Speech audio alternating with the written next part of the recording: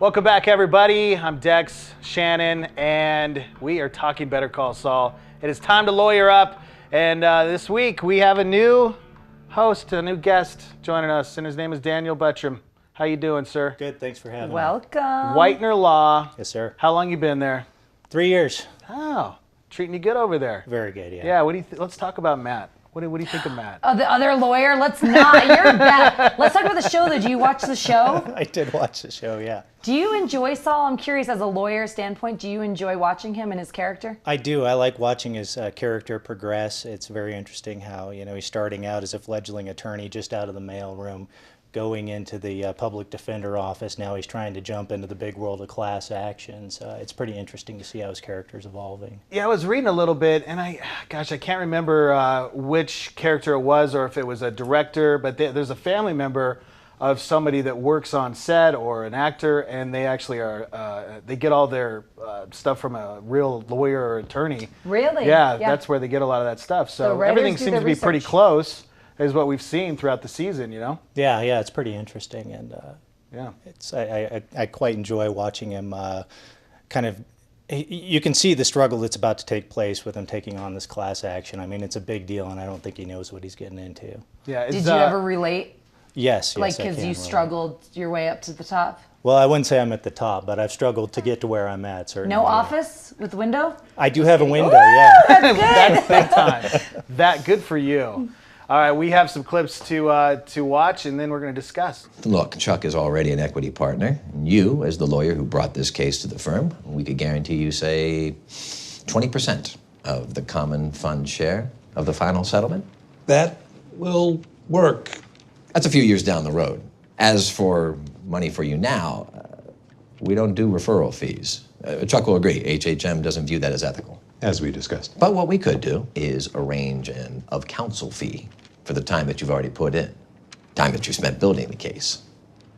I think we could go as high as $20,000. Is this typical for a referral case of this magnitude? Well, yeah, as he was saying, I think it's unethical to have a referral fee, but if he's of counsel, if he's an attorney working on the case, you can allocate a certain amount to go to him as one of the attorneys, but there are certain ethical rules which govern how much money he can make.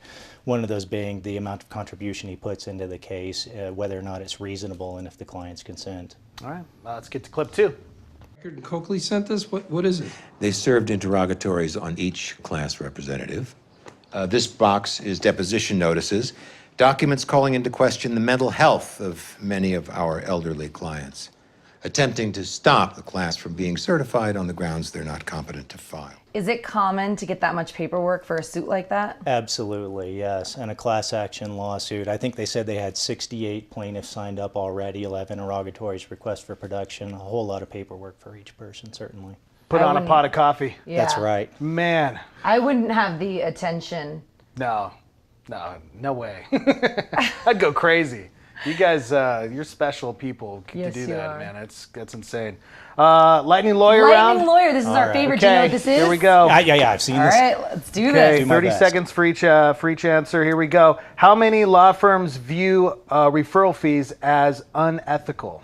Well, I would hope that all of them in New Mexico do, certainly, because you can't give somebody money just for sending a case to your firm. Okay. That was it? All right. That was it. That was fast.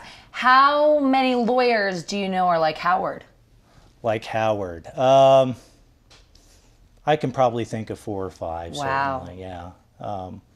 It takes a certain kind of character, a certain kind of mentality, and you can think of people who remind me. Follow up, do they all have bleach blonde hair? No, they do not. Okay. Who's your favorite character besides Jimmy?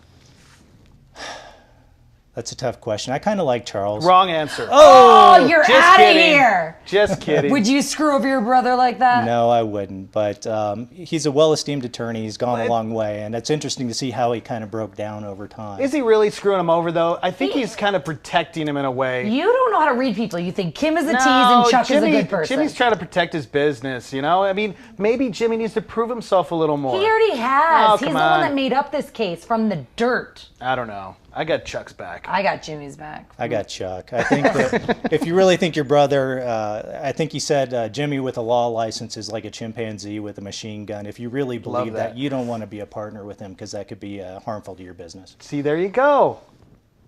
The Gotta cheese protect. stands alone, I guess. All right, Daniel Buttram, thank you so much for Thank being you. here, Whitener Law. And we're going to wrap things up next, so don't go anywhere. We'll be back.